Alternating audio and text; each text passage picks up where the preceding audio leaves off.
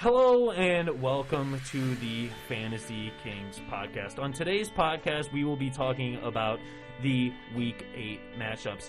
Our main focus of today was really about the wide receivers who have been struggling throughout this league, and maybe where you drafted them was too high for the play they've been giving you thus far. We wish you luck in your fantasy leagues, and we will see you in the next one. Thank you. Hello, and welcome to the Fantasy Kings podcast. I am joined again in the booth by Connor Durkin and Jake Cohen, and today we're going to be doing our normal format, talking about the Week 8 matchups here.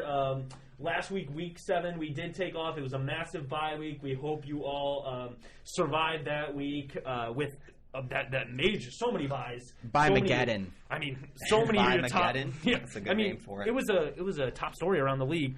Yeah, bye weeks were just pushing all the key players out of your lineup. So we hope you survived that week. But we're back for Week 8, and like normal, let's get right into it here. We have the Panthers at the Falcons, and I really wanted to start this one off talking about Calvin Ridley, and now he hasn't really been used.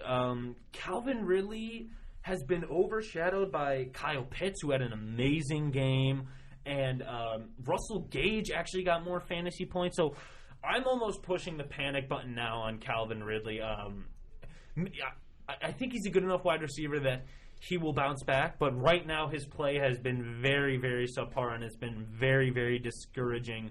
Cordell Patterson also for the Falcons remains to be a very good fantasy asset. If you picked up Cordell Patterson at the start of your league off waiver wire, because he was barely drafted in any league, he has been proven to be a very good flex option and even has provided a lot more points than that.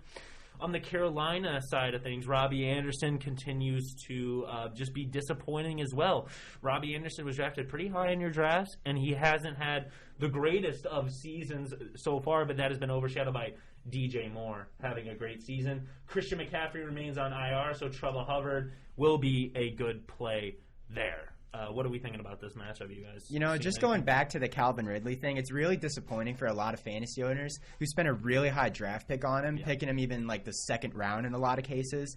For him to only getting like minimal volume and not a lot of points, it's really just disappointing, especially for me. I drafted him in a lot of leagues. And then for Cordell Patterson, you got to think that eventually it comes crashing down if Calvin Ridley does get more targets. Like, are you selling Cordell? Yeah, Cordell, really, now? Or are you going to hold on to him? That's the thing. The top guys keep talking about, is it going to keep up? Is it going to keep up? Yeah. He had 10, I believe, 11 in PPR last week. So it's fine, flex numbers, but maybe at the start of the season, if you had a player who looks at his 30 points game, then you sell him high. But now I think maybe you just hold on to him and ride him out for the season. But I think that does it all for Carolina at Atlanta. Now let's go into Miami at Buffalo. Yeah, Miami still's got their injured wide receiver core. Fuller's out pretty much like always now. That's just a trend for him his whole career. Devontae Parker is questionable too, but now that Tua's back, I really just want everyone healthy just to see how the Devontae Tua will look this year, because we really haven't gotten to see too much of that yet. And Jalen Waddle could get a lot of targets in this game. And that's exactly what I was about to get to. Right. Now that Jalen Waddle is in the mix, is that going to take off of Devontae Parker's value? Yeah, I think so I own Jalen Waddle in my main league, and I really have been studying his play. He gets a lot of targets from Tua when Tua's in. Brissett was fine, but he doesn't get deep passes. He's been getting a lot of under stuff. He had 2 touchdowns when he played in London. So he's been getting a lot of under passes. So if you're in PPR, he's a great play just based off the fact that he's getting so many receptions. But he's not a huge, big playmaker. And then I quickly want to switch over before we get into Buffalo. Myles Gaskin has been very inconsistent. He did get a touchdown last week. If his pass volume continues to be high, he is a great play. But beyond that, his rushing cannot be satisfied for a flex play. So you, as a Myles Gaskin owner, you have to assess his pass volume, which was up last game, but has been very inconsistent. So I would not go into this week trusting Myles Gaskin. You know, I think you probably could trust him, honestly. Okay. Without a lot of receivers, Myles Gaskin and Jalen Waddle might be the only options for receivers. Yeah. And Mike Gesicki, of course. Yeah, he's been good too. Yeah, Mike Gesicki had a great game last week, and he could be a start for you with minimum wide receivers. And Myles Gaskin could get a lot of receptions out of the backfield. And switching over to Buffalo, who you got, Dirk? Yeah, I mean, the backfield of Buffalo still, you don't want anybody in that. But, yeah, they have looked great defensively, too. I just wanted to say that because I think it's really going to implode for Miami this week. Buffalo's going to hand it to them. Yeah. Miami's been struggling greatly. Back to the Bills. I mean, there's just so many pass options. I feel like I've said this many times. Yeah. What are your guys' thoughts on Dawson Knox? Do you think he's legit, or was he just having that one big week? I think he's legit, but he broke his finger, so he is questionable going into this week after the bye. If he plays, he's a good tight end start. But there's just so many receivers there. He has been getting pretty lucky with touchdowns, but I feel like he's a good play. I feel like Allen and him have kind of had this connection around the end zones, which makes it less likely to be luck and more likely they're drawing up these plays near the end zone. So I like Dawson Knox a lot. I feel like Stephon Diggs, though, could take another step. I feel like he hasn't gotten a lot of targets this year. Yeah. And just like the volume that we're used to him seeing with Cole Beasley and Emmanuel Sanders. Yeah, they just love throwing that ball all around. They spread the field. For sure. Then let's get into San Fran at the Bears, who all right, coming off a depressing week. Yeah, Bears coming off a pretty horrendous week. Literally nothing was working. I just want to give a shout-out to my main man, Khloe Herbert. Pointed him out right as he was going to get some touches. First running back to get 100 yards against that Tampa Bay defense since Alvin Kamara, last year. Oh, really? Wow. Yeah. Khloe Herbert's running really, really well. I'm looking for that to continue. Yeah. I think that could spark a lot of questions in the Bears organizations about David Montgomery, honestly. Oh. Do they want to keep paying David Montgomery knowing they got a stud Khloe Herbert right behind them? Damien Williams is not really the player a lot of guys were expecting. He's not getting a lot of volume out of the backfield, catching the ball like we were hoping or expecting. And then for receivers, I hate the receivers for the Bears right now. Allen Robinson, he's just like Calvin Ridley. Yeah, disappointing if you drafted him high up this year. I really don't think you want to start either Allen Robinson or Darnell Mooney. Their numbers have just been so bad this year. You can attribute that to a lot of things. Rookie quarterback, abysmal offensive line play. Yeah. But I don't think you want to start them. And then for San Francisco, Deebo Samuel is playing out of his mind. He's a top 5 wide receiver in yards with a bye. They're coming off a bye. So Brandon Ayuk also continues to disappoint on that. Yeah, Brandon Ayuk, I think at this point is a drop. He is not putting up numbers like you would have expected. Even last year he put up decent numbers his rookie year. And in the backfield for San Fran, do you like anybody there? Yeah, Elijah Mitchell has put up fine points while... maybe a flex play, but you don't really want to be starting him at running back. Flex play for sure if you limited options there. I just want to go quickly back to Khloe Herbert. He runs hard. He has looked... He's amazing. Absolutely spectacular. Montgomery is out for me. I picked up Khloe Herbert. Damien Williams, we'll talk about this year. Damien Williams had COVID and was not vaccinated, so he had to miss 10 days. So going into Sunday... he had no practice that week, so he didn't get many touches. I doubt they give him more touches a week just based on how good Khloe Herbert is playing. So Khloe Herbert, easy flex play, especially if... I honestly think you can start him at running back. Really? He's been their running back one. He's getting over 20 touches a game. I think he can be a running back, too. For a short amount of time until Montgomery comes back, of course. Yeah. So you could sell Khloe Herbert at this point for a guy who wants a running back. That's true. But going back to the Bears and COVID, their head coach, Matt Nagy, is down with COVID. You know, prayers go out to him. You never like to see anybody get sick. You don't want that to happen. Yeah. So it could be a down week for the Bears without their head coach. Well, there's a joke going around. Maybe Nagy with COVID will help the play calling a little maybe, bit. But unless he's maybe. They've tried everything at this point. Yeah. They need to, after the season, they just need to clear out the coaching staff. Absolutely horrendous this year. That coaching staff definitely needs to be cleared out. And then we get into the Steelers at the Browns. Let's just start off. Najee Harris has been absolutely great. A lot of people thought at the start of the drafts he was getting drafted too high. His passing volume is absolutely incredible. He's been putting up massive points. Big Ben continues to just... give him checkdowns because Big Ben can't throw the ball anymore. Big Ben, it's just been really tough for him. Deante Johnson, Claypool have looked. Claypool has been not the greatest this year, but I mean it's all just due to Big Ben's play. But on the Browns side of things, Dearness Johnson. But that was a 1 week wonder, though. Oh yeah, for sure. But that was crazy. I mean, maybe if Hunt misses this week, maybe Dearness Johnson fills that Hunt role, and they kind of play him with Chubb. It will be seen what happens there. But he had a really good week. Jarvis Landry returns. Odell. I don't really like either of them as plays. I don't know what your guys' opinion are. With Case Keenum as a quarterback. Well, Case Keenum, obviously, you don't want to start any wide receivers. Yeah, I don't think any wide receivers are looking good this week. But Odell wasn't even – he was the lone wide receiver at one point. I mean, there was Donovan Peoples-Jones, but Landry was out, and he still just couldn't capitalize on that. He's been struggling. He's struggling. I don't think anybody wants Odell in their lineups for the upcoming future. Yeah, I think Cleveland's D will have a good game there. I think Big Ben will throw a couple picks. To go to the Pittsburgh wide receivers, they got a couple options now. Chase Claypool, and then Deante Johnson. Yeah. Both look like really solid players, even with Big Ben at the helm. Yeah, they're still putting up decent points. So I think you could start maybe Chase Claypool, not as much. I just feel like Chase Claypool has been struggling.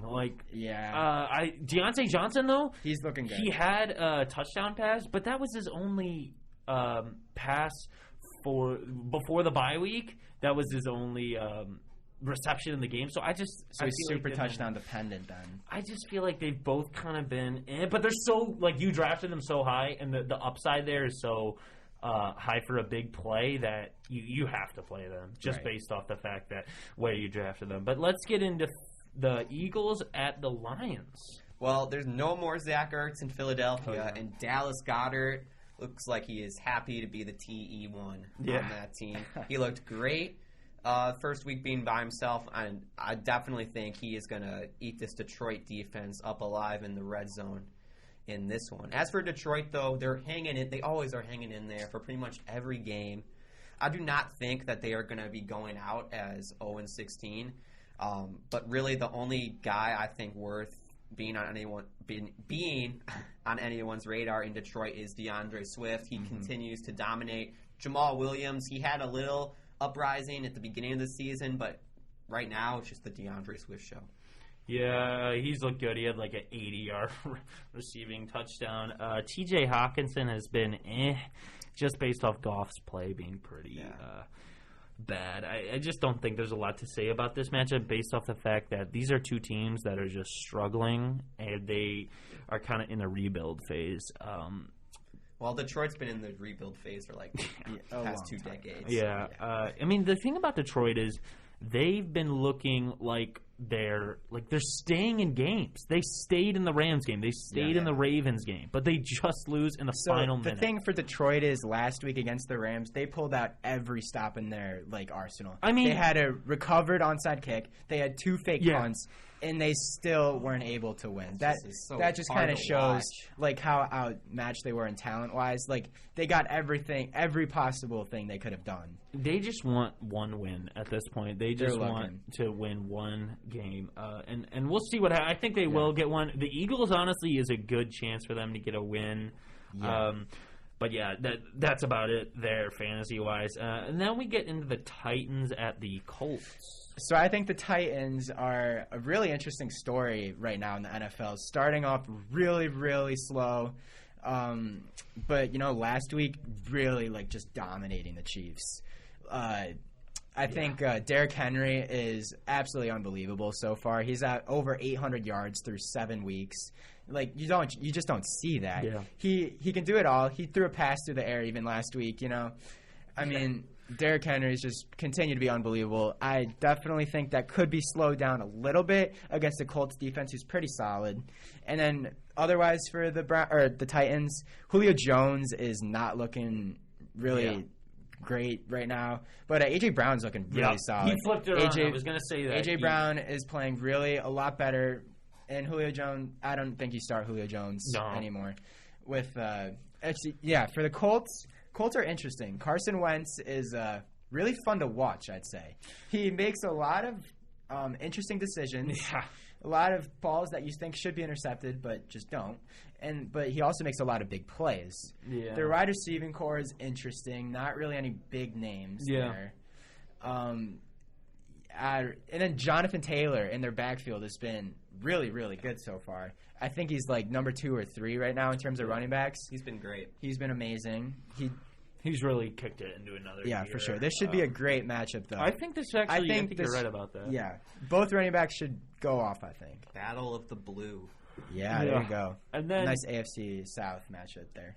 Getting into the Bengals at the Jets, the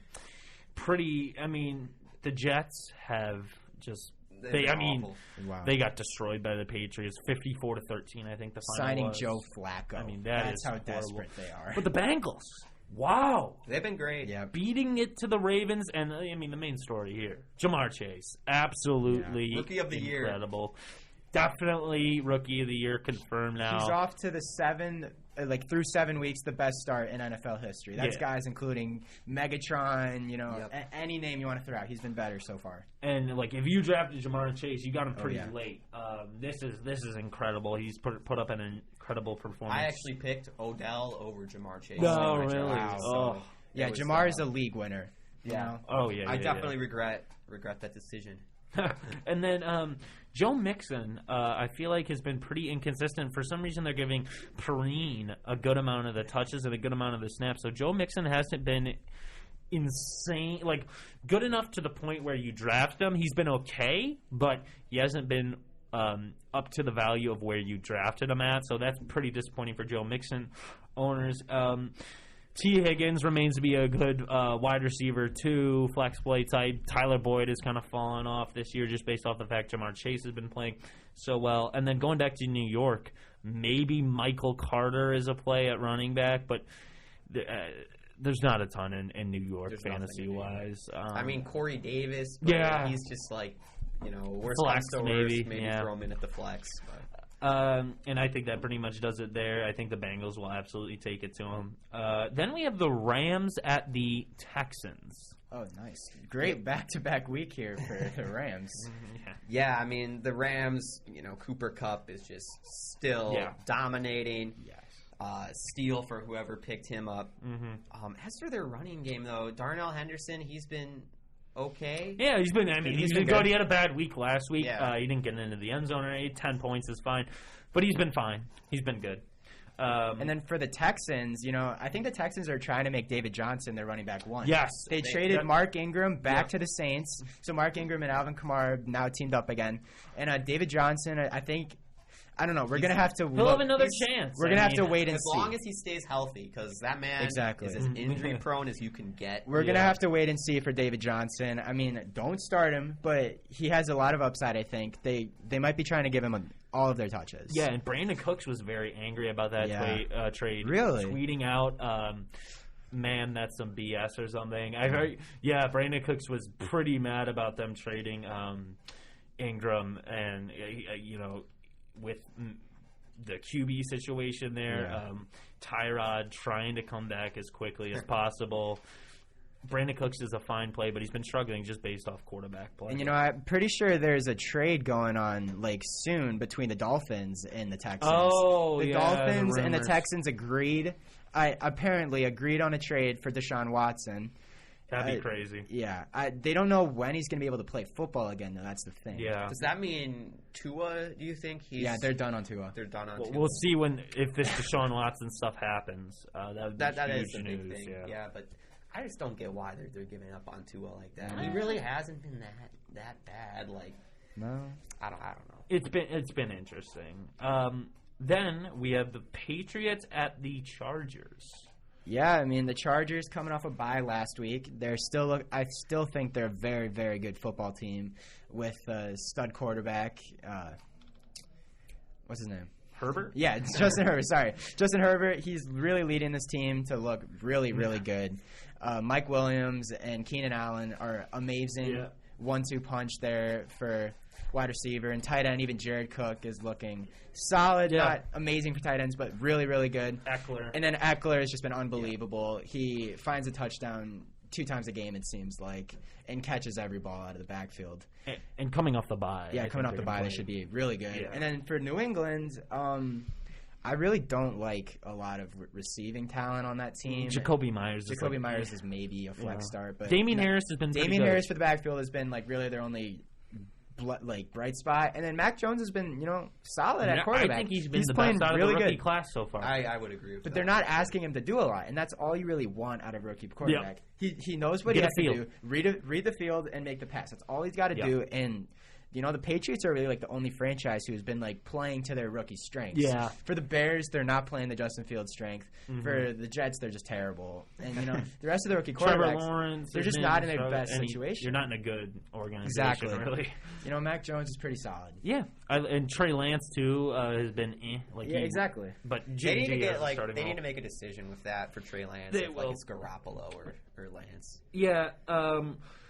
But I wanted to talk about it quickly before we move on. Belichick last year put in a good system to shut down Herbert. I want to see apparently. Really? Yeah. After Herbert had 12 fantasy points, his worst play of the season last year against the Patriots. This year, that's what I was going to say. I think we get a feel for how Justin Herbert is adjusted to the league and how he reads defense, and especially amazing-minded coaches like Belichick. We'll see how Herbert does in this situation. I don't think it's going to be the same result.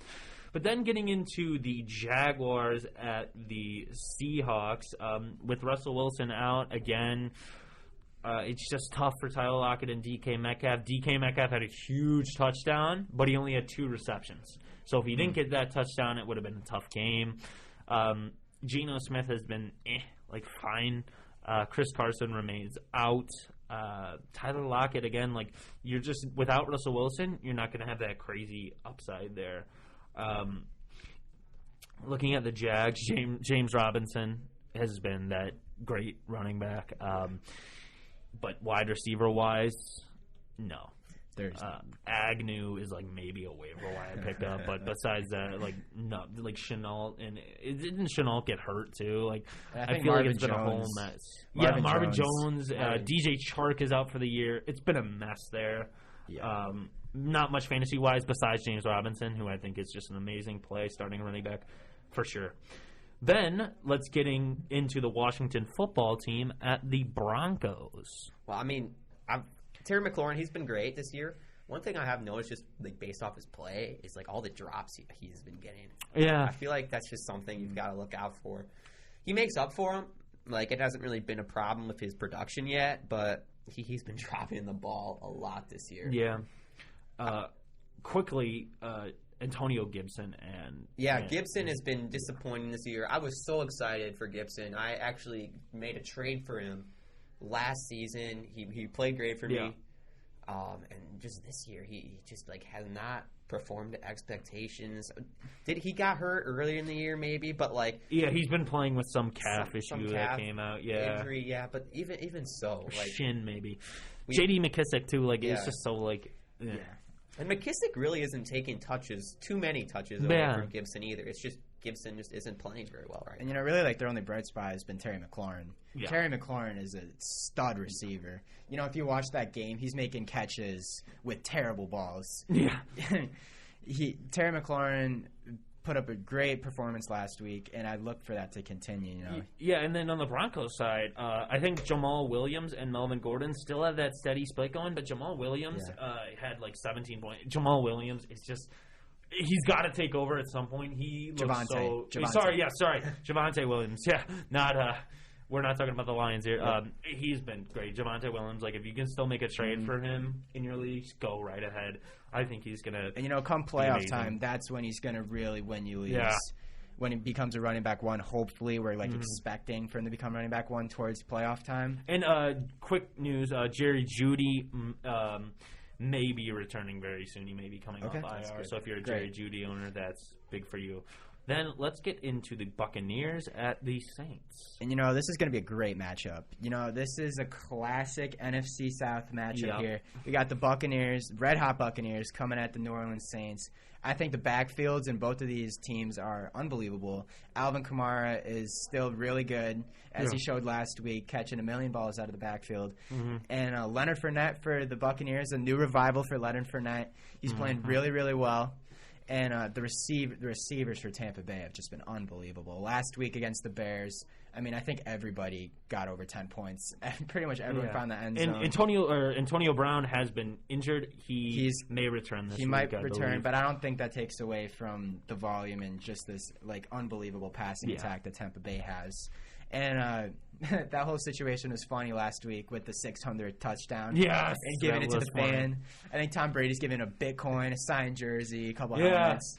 That was funny. You hate to see it happen against the Bears, but nevertheless, it's amazing for Tom Brady. And on the Saints side, the wide receivers there are just no one. You can't play. Really? Until Michael Thomas comes back, there's really no one there. Because Winston already's iffy, and then throwing to absolutely no one. He really can only throw to Alvin Kamara. Yeah, that's why I think Alvin Kamara is going to keep producing really big numbers. That's why last week is such a big, good reminder for Kamara owners that when he gets that pass catching ability, he's crazy fantasy-wise. And I don't think a return from Michael Thomas will hurt his production either. Oh, no. That might even help. Just being able to move the ball more, getting more touches on offense. And then into the Cowboys at the Vikings. The Cowboys look to remain a pretty good team. CeeDee Lamb, Amari Cooper. It seems like through these weeks, one of them has a big game, one of them has an off game, which has been pretty interesting. Zeke has been fine. I think he's putting up great numbers compared to last year. Yeah, he's made improvement, sure. And he's been really a lot better than I think people were expecting. Vikings. Justin Jefferson is amazing. Adam Thielen, just really, I love that 1-2 punch there. Yeah. Dalvin Cook, if healthy, is one of the greatest running backs in the league. So, you have fantasy studs. You know who to play here. There's not really many people flying under the radar for me that could maybe be a flex play. Most of the players that you're playing in fantasy on these two teams are your main starters, number 1 wide receivers, number 2 wide receivers. So I just think this is a love fantasy matchup. You probably have a ton of your star players in this one. And then let's get into the last matchup of the week, Monday night, the Giants at the Chiefs. Well, first thing for the Chiefs is I can't believe that they're not doing what we thought they were going to do. They have just been struggling. Patty Mahomes with way more interceptions. Way more interceptions. That's definitely. And the thing is, a lot of them aren't his fault, though. Tyreek Hill is dropping a lot of balls. Well, there have been some some deflections. There's been some bad. Yeah, there's been some bad from Patty Mahomes, but I don't think he's to blame. It's got to be their defense. Yeah, historically bad. I'm not blaming Pat Mahomes. I'm just saying, I bet a lot of fantasy owners are just pulling their hair out because it's not the Pat Mahomes we're all used to in fantasy. The Chiefs are a mess all around. They got to get that figured out quick. This is a good week to do it because the Giants are not looking amazing. They have zero options at receiver. Every single receiver is it's always questionable. If Kadarius Toney plays, if Sterling Shepard plays, they're fine. I'm pretty sure all of them are hurt right now. But, I think they're, been a continuous questionable. The whole Saquon Barkley remains hurt, may turn into questionable soon, but then Devontae Booker will be the play for that. He has had 2 good weeks. I think he got 11 his first start, and then he went up to 20-something. Yeah. Oh, yeah. So he's been playing great, and Kansas City.